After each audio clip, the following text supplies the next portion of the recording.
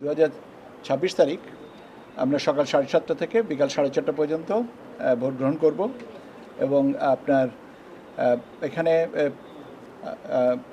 গণভোটের বিষয়টা আসবে না, কেন বগুড়ার কনস্টিটিউয়েন্সিতে গণভোটটা নেওয়া হয়েছে। আর আপনার শেরপুরের যেটা, সেখানে দেখা যাচ্ছে যে গণভোটে যত ভোট আছে সেটা ভোটের আপনার গণভোটের রেজাল্টকে কোনোভাবেই আপনার ইনফ্লুয়েন্স করতে পারবে না। সেই জন্য আমরা ওখানে গণভোটের বিষয়টা বিবেচনায় আনছি না।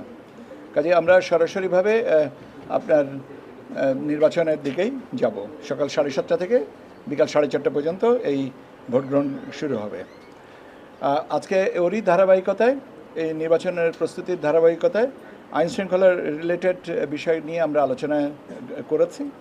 এবং আপনারা জানেন যে আমরা জাতীয় নির্বাচন যেটা 12ই ফেব্রুয়ারি হয়েছে, সেই সময় যে ডিপ্লয়মেন্ট প্ল্যান ছিল, সেই প্ল্যানের আওতায় আমরা এই কাজগুলো আগাবো।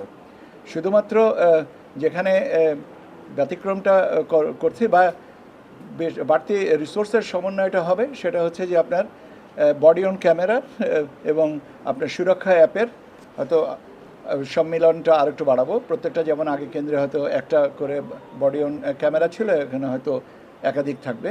এটা নির্ভর করছে রিটার্নিং অফিসার বা ওইখানকার আইন শৃঙ্খলা রক্ষাকারী সেলের প্রয়োজন অনুযায়ী। যদি প্রয়োজন মনে করেন তারা, তাহলে এটা বাড়বে, আদারওয়াইজ অন্য কোনো প্যাটার্ন নেই। আমাদের আনসার বাহিনী এবারেও ডিপ্লয়েড থাকবেন 8 দিনের জন্যে।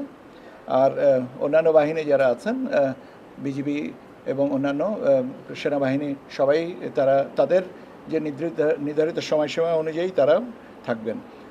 আমরা অলরেডি মাঠে আমাদের ইলেকট্রাল এনকোয়ারি কমিটি এবং আমাদের এক্সিকিউটিভ ম্যাজিস্ট্রেটসরা মাঠে কাজ করছেন। এখনও পর্যন্ত আমরা কোনো রকমের কোনো খারাপ বা মানে বিরক্তিকর বা আপত্তিকর কোনো তথ্য পাইনি। এবং আজকে পর্যন্ত ছিল, গতকালকে পর্যন্ত ছিল, আমাদের যদি রিটার্নিং অফিসারের কাছে কারোর প্রার্থিতা মানে মনোনয়নপত্র বাতিল হয়, তার আপিল দাখিল করার তারিখ পর্যন্ত ছিল। এখন পর্যন্ত আমরা কোনো আপিল পাইনি। তার মানে বৈধতার বিষয়টা যেটা এখন প্রত্যাহারের পরে আমরা বলতে পারবো যে কোন কোন আসনে কয়জনা আপনার প্রার্থী হলেন। এই প্রবাসীদের ভোটটাও এখানে নেওয়া হচ্ছে, অন্তর্ভুক্ত। প্রবাসী এবং মানে ওসিবি এবং আইসিবি দুটোই আমরা এখানে ব্যবস্থা রাখা আছে। প্রবাসীদের ওসিবির ব্যালট আগামীকালকে থেকে ডিসপ্যাচ হবে এবং যে সময়সীমা আছে তার ভিতরে আমরা ইনশাল্লাহ পেয়ে যাব। আর ওসিবিটা ইন কান্ট্রি যেটা, সেটা আমরা আর একটু পরে করব, কারণ 23-24 তারিখের থেকে করব। আর এই হচ্ছে মোটামুটিভাবে।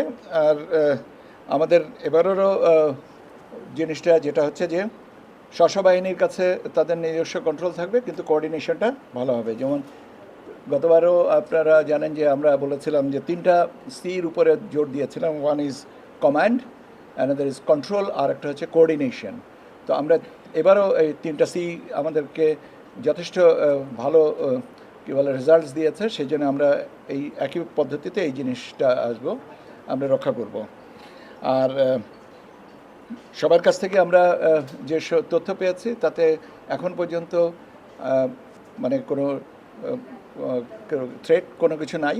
এবং একটা ভালো নির্বাচনের পরে সবাই আর এই দুটো আসনের নির্বাচন আরও ভালো হোক, এটাই আমার মনে হয় যে সবারও প্রত্যাশা। কাজে আমাদের ওই দিক থেকে কোনো কিছু না, সমস্যা এখন পর্যন্ত নাই। তবে ভবিষ্যতে আমরা, এর অর্থই নাই যে আমরা উই আর কমপ্লিসেন্ট। আমরা সজাগ এবং আমরা সজাগ থাকব।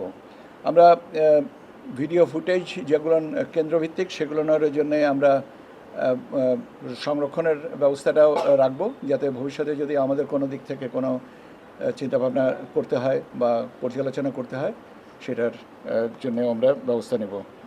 আর রেজাল্টস পাবলিকেশন এবং আপনার গণমাধ্যম কর্মী আপনারা যারা কাজ করবেন, তাদের ব্যাপারেও আমরা আমাদের এখান থেকে পিআর শাখা থেকে সে ব্যবস্থাটা আপনাদের সাথে যোগাযোগ করে নেওয়া হবে। এবং আমরা রেজাল্ট ম্যানেজমেন্ট যেটা আছে সেটাও আমাদের একইভাবে রাখবো। তবে এবার যেহেতু আসনের সংখ্যা 2টা, মানে কনস্টিটিউয়েন্সির আসনের সংখ্যা 2টা, কেন্দ্রতে একটাতে হচ্ছে 150 আর একটাতে হচ্ছে 128। কাজে আমার মনে হয় না যে খুব বেশি একটা